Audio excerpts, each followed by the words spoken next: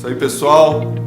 Olá para todos. Estamos aqui começando um bate-papo e o nosso convidado ilustre hoje é o Garon. Garon, obrigado pela presença. Obrigado, Mansur. Nós tivemos a ideia de fazer esse bate-papo, pessoal, para a gente poder trocar ideias e falar um pouco mais profundamente sobre temas que muitas vezes a gente não consegue falar em entrevistas, não consegue falar em programa de horário político e muitas vezes a gente sabe que as pessoas querem saber de algumas coisas e não conseguem perguntar. Então nós viemos aqui para desmistificar, para falar de coisa séria, de coisa profunda, e nós convidamos o nosso amigo Garon para estar com a gente hoje e fazer perguntas que às vezes você quer saber, mas também não conseguiu perguntar para mim, e o Garon vai perguntar hoje. Então, Garon, obrigado por ter aceito o convite e eu estou à tua disposição aí, vamos ver o que você pensa em perguntar pra gente. Tá certo, obrigado Felipe Mansur, aí, o pessoal que está trabalhando nesse projeto, né, que é legal estar aqui, porque eu estou vendo aí o que está acontecendo e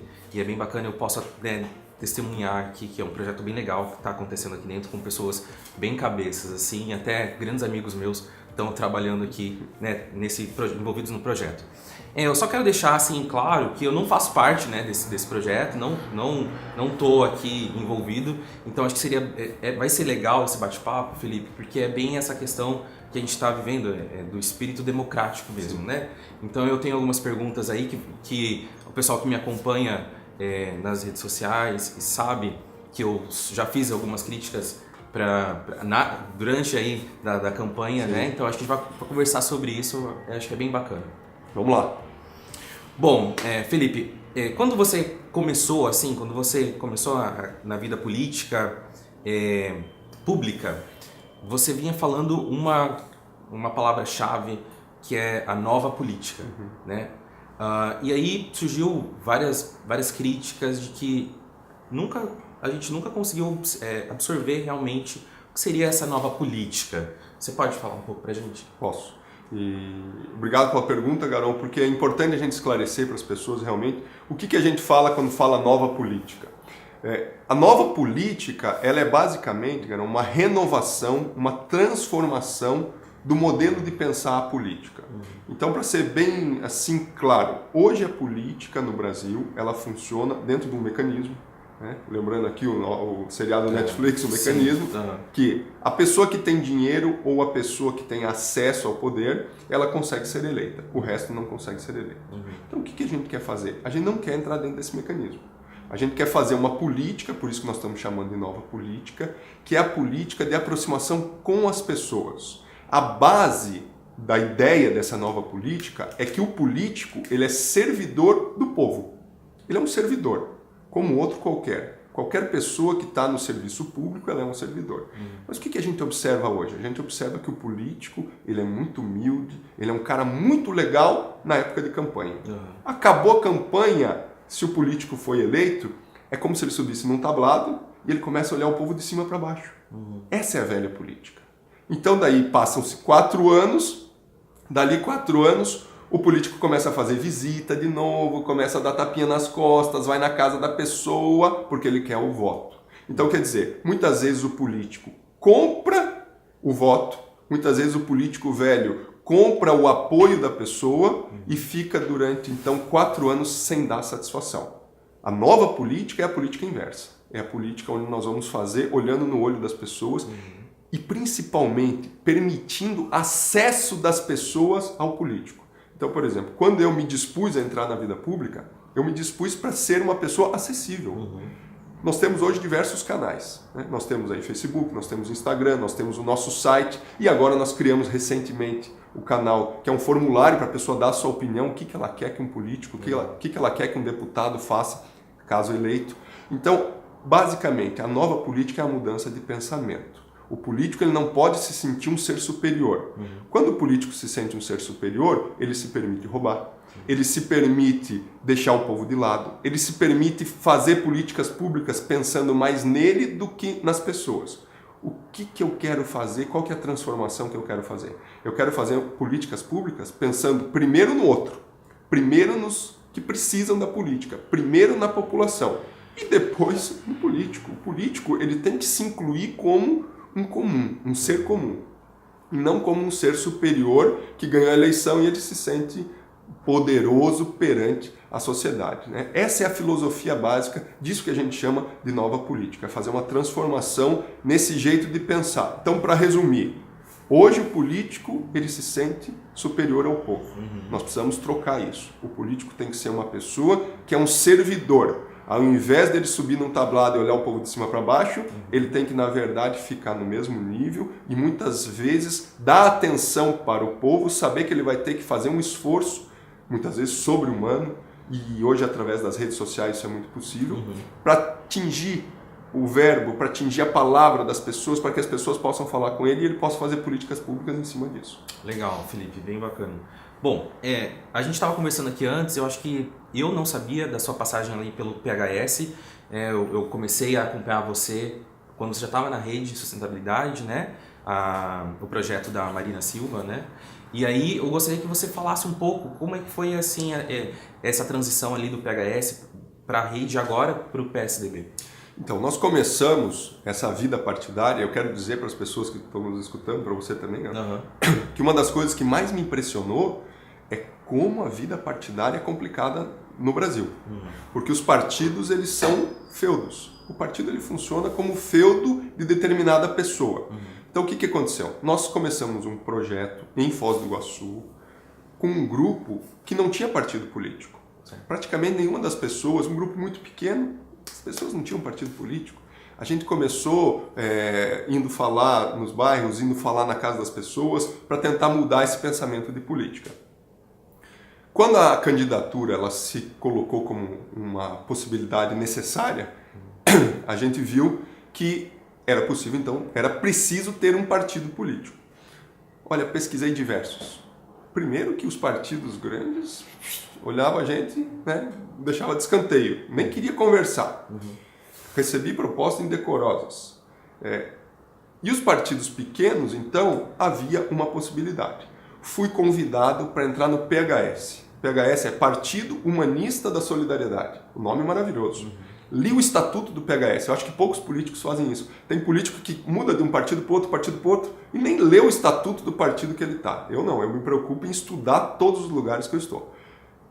Li então o estatuto do PHS, vi lá, Garon, coisa maravilhosa. Você junta humanismo com solidariedade. É coisa linda. Você ajudar as pessoas, é você ter um grupo formado dentro do partido para fazer políticas públicas voltadas aos mais necessitados. E tudo. Pois bem, lançamos o projeto, como pré-candidato a prefeito na época, dentro do PHS. Fui na mídia, divulgamos no Facebook, nas redes sociais e tudo. Um belo dia, me liga o presidente nacional na época do PHS e fala diretamente com essas palavras para mim. Felipe, tem um deputado federal que não quer que você seja candidato a prefeito em Foz do Iguaçu. Eu disse, é mesmo? Ele disse, é. E você não pode ser candidato a prefeito em Foz. Eu disse, mas presidente, nós estamos aqui, o projeto já começou, já tem um grupo todo envolvido em torno desse projeto. O grupo vinha crescendo muito rápido naquela época. E aí ele disse, olha, mas se esse deputado sai do partido, e ele me ameaçou sair do partido, se você for candidato a prefeito, eu vou perder 8 milhões do fundo partidário. Foi essa cifra que ele me disse. Então eu não posso deixar você ser candidato a prefeito pelo PHS. Eu disse, bom, presidente, então você me expulsa do partido, porque eu acho isso aí uma barbaridade. Aí ele não deu outra, ele pegou e me expulsou do partido. Entendeu? Recebi uma cartinha lá me expulsando do partido. E foi nessa época, justamente, que a Rede Sustentabilidade surgiu, foi homologada como partido. O grupo da rede me procurou e eu gostei muito da proposta da rede. A proposta da rede, diferente lá do humanismo, da solidariedade, é ter um partido horizontal, onde todas as pessoas têm voz e voto dentro das ações do partido. Eu achei aquilo maravilhoso. E então aderi ao grupo da rede e entrei na Rede Sustentabilidade. Fizemos 2 campanhas. Né? Sou muito grato a Marina Silva, que veio em Foz 2 vezes, acompanhou a gente. Eu acho uma pessoa fantástica, é uma erudita, Garon. As pessoas não conhecem, acho que tem muito preconceito envolvendo a Marina Silva, sabe? Mas a Marina Silva é uma pessoa erudita. Ela deu uma aula na universidade aqui em Foz, na faculdade aqui em Foz pra gente, que é a aula que eu digo para você, quando eu passei em Harvard eu não vi uma aula dessa. Olha só. Então ela tem uma erudição muito grande, é uma pessoa muito qualificada. Mas o que aconteceu? Depois de 2 eleições, que foram 2 eleições difíceis que nós passamos, houveram aí alguns desgastes com a equipe da Rede de Sustentabilidade local de Foz do Iguaçu. E o que me levou a mudar de partido então? Foi o radicalismo. Eu vejo que nós não podemos ser radicais dentro de uma linha ideológica ou outra linha ideológica no espectro político. Sim. Porque quando você é radical, você fecha a porta para outras ideias. Nós não podemos ser radical. A gente tem que ter o bom senso, tem que ter a ponderação.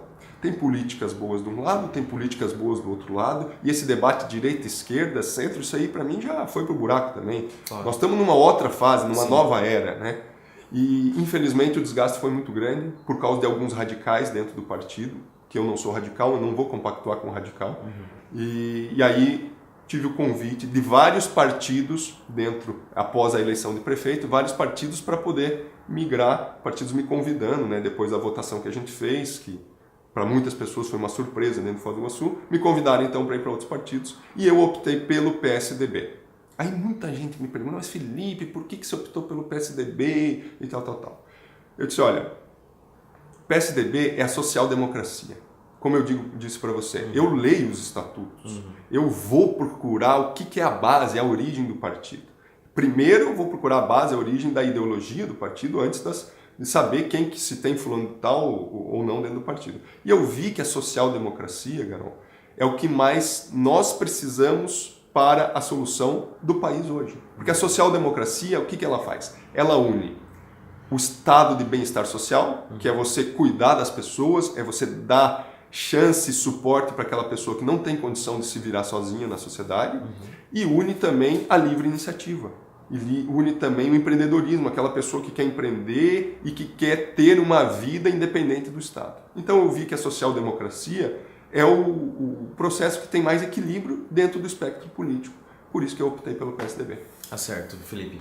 É interessante que você falou sobre isso, sobre a lei, estatuto e tá mais a fundo realmente da raiz do partido, porque a gente estava conversando até antes de começar as gravações aqui, que eu, por exemplo, deixei um pouco de lado essa coisa de comentar política aí nas redes sociais, porque se você faz uma postagem que é mais ligada à pauta da esquerda, por exemplo, porque você já é petista, porque você já é, né? Se você faz um comentário que já é ligado mais à liberdade, ao lado, né, que agora é ao lado direito, porque você é coxinha, né? Exatamente. Então é muito complicado, a gente está vivendo um momento em que as pessoas não acreditam realmente em você, elas olham o seu posicionamento, o seu falso posicionamento, né? Elas inventam um posicionamento falso para você e te colocam lá onde elas querem que você esteja na mente das pessoas. É uma polarização que não está sendo boa para a nossa política. É verdade. E essa polarização, às vezes, ela nem é verdadeira, nem existe. Ela está na cabeça das pessoas. Exatamente. Né? Ela foi criada.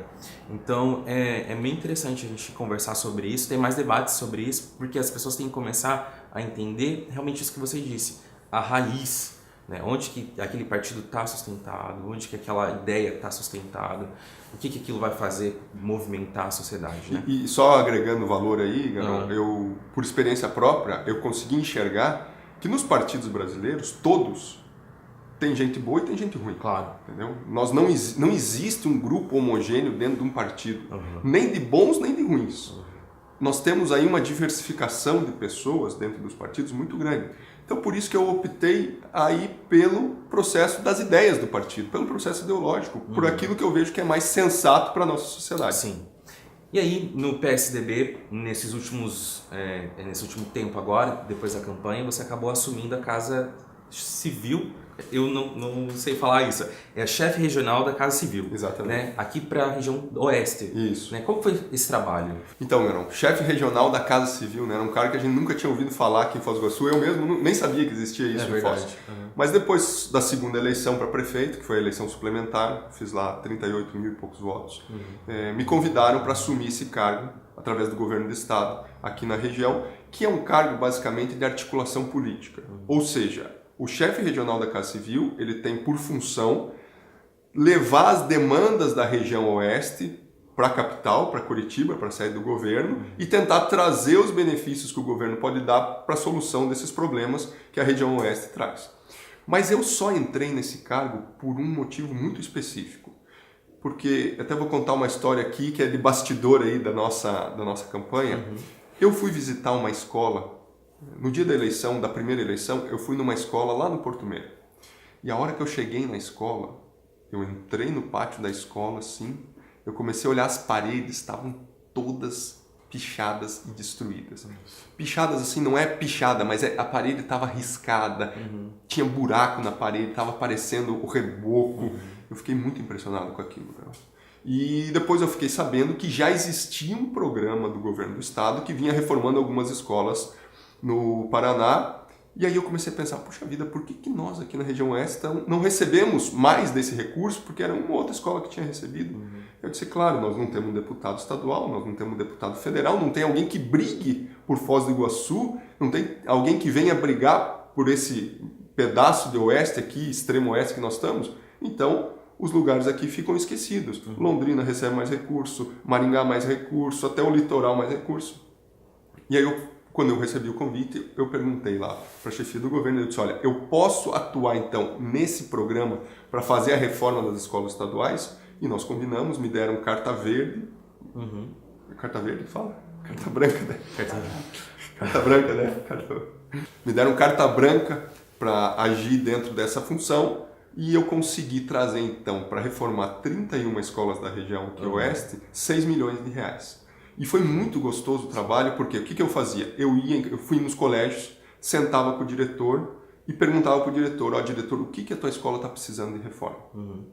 O governo tinha me autorizado a fazer isso, o diretor dava uma demanda e eu falava para o diretor assim, olha, então você faz uma reunião com a comunidade escolar, chama os pais de alunos, os professores da escola e vocês decidem em ata, em conjunto, o que precisa ser reformado na escola. Legal. Vocês fazem uma ata e mandam para o governo. Então essa ata era remetida para a gente e a gente então fazia uma planilha de reforma na escola. A escola que menos recebeu recurso foi 150 mil reais e a que mais recebeu recurso vai dar mais de 600 mil reais, que é o Colégio Monsenhor Guilherme, que é um colégio que assim, desde a década de 60 está em Foz do Iguaçu. Estava destruído, acabado. Eu, quando entrei no Monsenhor Guilherme a primeira vez, parecia que eu estava numa prisão, porque o negócio era muito feio, escuro, e hoje está acontecendo uma reforma extremamente grande no Monsenhor Guilherme, e está sendo muito bom, porque o governo também destinou recurso, e eu fiquei orgulhoso disso estar acontecendo. Os diretores, então, foram muito solícitos, os diretores acompanharam todo esse trabalho, e foi um trabalho muito gostoso de ser feito. Que legal, eu tenho acompanhado aí as reformas, né? O Monsenhor que tem um auditório muito fantástico lá, né? Que a comunidade toda acaba utilizando também, cursos, seminários, né? Acho que não é só importante para a comunidade escolar, mas para a sociedade, para a comunidade de Foz do Iguaçu. É verdade.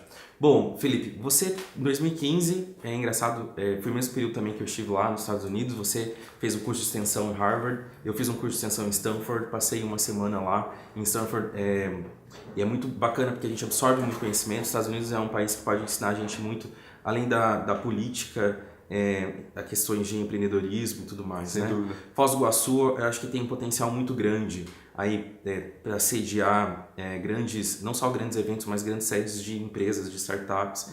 E eu tenho me dedicado bastante a estudar questão de inovação, tecnologia, investimentos, aportes em startups, né?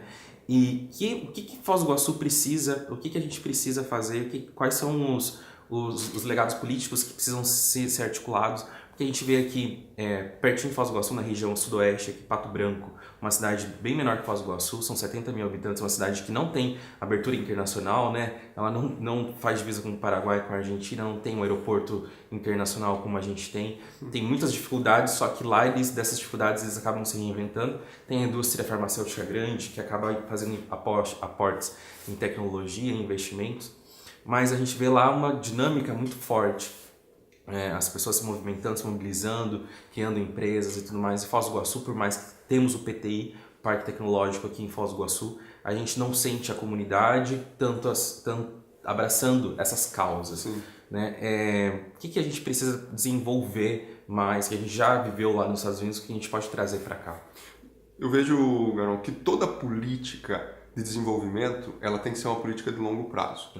Isso que Pato Branco teve, isso que Toledo teve, por exemplo, é outro exemplo. Então, o que acontece? Pato Branco, Toledo, até mesmo Cascavel, são cidades que tiveram representantes. E esses representantes tiveram aí a grandeza de fazer uma visão estadista para a cidade e desenvolver a faculdade de ciências que tem lá em Pato Branco, Sim. desenvolver negócios em Toledo. Hoje Toledo e Pato Branco tem pleno emprego. As pessoas eles têm que importar pessoas de outras cidades para poder trabalhar lá, porque lá tem mais emprego que gente. Foz do Iguaçu nós temos desemprego aqui ainda.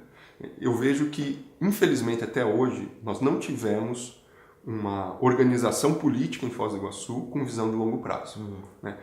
Porque Foz passa um pouco pela maldição do dinheiro.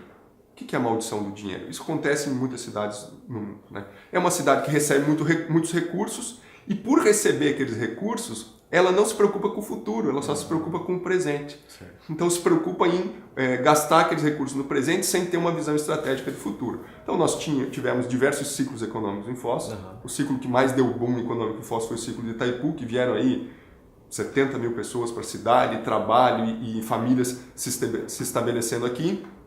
E hoje, depois veio o ciclo da Muamba, muito dinheiro entrando na cidade. Eu sempre falo, eu quando cheguei em Foz em 2004. Né? Eu me formei na faculdade de administração e vim morar em Foz do Iguaçu. E eu tinha uma moça que trabalhava na minha casa, a Rosângela, uma querida, que eu adoro ela, um grande abraço para a Rosângela. E a Rosângela dizia assim para mim, disse, não, Felipe, eu trabalho só uma vez na tua casa por semana, porque as outras eu vou para a ponte. E eu faço ali na ponte, e se um dia eu preciso de dinheiro, eu vou para a ponte. Se eu não preciso de dinheiro, eu não preciso ir para a ponte. Então, as pessoas tinham como ter recurso ali nessa economia informal que a gente tinha em Foz. Hoje isso não existe mais. E, infelizmente, as políticas públicas de Foz não se prepararam para receber novos investimentos com visão de longo prazo. Então, você veja, para complementar aí a tua pergunta, nós temos uma localização privilegiada na América do Sul. Nós somos um hub, nós somos um ponto de encontro do Mercosul. Aqui tudo se liga em Foz do Iguaçu, né? Se você vem de São Paulo, quer ir para o Chile, você tem que passar em Foz. Se vai do Chile para o Nordeste, tem que passar em Foz e assim por diante. O Foz é o centro. Nós temos uma vocação muito grande para ser um grande polo logístico. E isso não foi ainda investido em Foz do Iguaçu, primeiro de tudo. Segundo, nós temos um parque tecnológico, como você disse bem, não comunica com a cidade. A gente não sente o PTI dentro da cidade, a gente não sente ele conversando com as faculdades, não sente ele conversando com a prefeitura, não sente ele conversando com a sociedade em si. Né? Tem uma barreira de Itaipu que parece que isola esse trabalho. Então nós precisamos trazer a tecnologia para Foz. Nós precisamos criar oportunidades, espaços para que o iguaçuense não pense embora. O que mais me preocupa hoje, Garão, é o seguinte: o iguaçuense letrado, aquela pessoa que está saindo da faculdade, aquele cara que está se qualificando, ele está tendo que ir embora. Já encontrei vários que disseram, olha, em Foz eu não tenho oportunidade, eu vou para Pato Branco, eu vou para Curitiba, eu vou para Toledo, entendeu? Acabamos aí de perder, entre aspas, né, um grande amigo nosso que foi pegar um cargo em Toledo, foi ter um emprego em Toledo, porque em Foz ele não conseguia, é um engenheiro, em Foz ele não conseguia qualificação, não conseguia adequação da qualificação dele ao trabalho. Então eu vejo que nós precisamos ter políticas de longo prazo. Essas políticas elas demoram, mas elas precisam ter visão de conjunto. Um grande ponto que nós precisamos entender, a tecnologia faz parte da vida das pessoas hoje. Não tem como a gente desenvolver uma cidade hoje se a gente não focar em alguns pontos de tecnologia. Dentro do meu plano, aquilo que a gente desenvolveu com a equipe, nós focaríamos muito em programadores e desenvolvedores, entendeu? Fazer um plano para a gente ter desenvolvedores na cidade de Foz. Aproveitar uma legislação que possa surgir da esfera federal para a gente incentivar empresas, não big empresas, não precisam ser grandes empresas, mas empresas, como você fala, startups, que possam se instalar em Foz do Iguaçu e que possam aproveitar toda essa dinâmica trinacional. É verdade. Você veja, uma empresa, uma startup instalada em Foz do Iguaçu, ela tem um mercado do Paraguai aberto para ela, ela tem um mercado da Argentina aberto para ela tem contatos internacionais que podem acontecer aqui, tem um aeroporto internacional. Então, são muitas coisas que nós precisamos ter para a gente mudar o ciclo e ganhar um novo ciclo econômico em Foz. Mas precisa ter política de longo prazo e não de curto prazo. E é isso que eu quero fazer. Tá certo, Felipe. Obrigado pelo convite. Agradeço a equipe também do Felipe. E obrigado por proporcionar essas respostas, essas perguntas, porque nos aproximam mais de você. Com certeza. Obrigado pela oportunidade de a gente estar conversando aí, Graça. Valeu. Um grande abraço. Felipe. É isso aí, pessoal. Obrigado pela sua participação. Se você tiver alguma dica, alguma sugestão, manda aí pra gente via redes sociais. E na semana que vem nós vamos estar aqui de novo com um novo convidado fazendo perguntas críticas para mim, para que a gente possa desvendar todos esses mistérios, essas ideias da política, que a política precisa ser aberta e direta para as pessoas. Grande Grande abraço a todos. Acesse o formulário Democracia Pura no site www.felipemansur.com.br e vamos juntos iniciar o processo de renovação política do nosso país.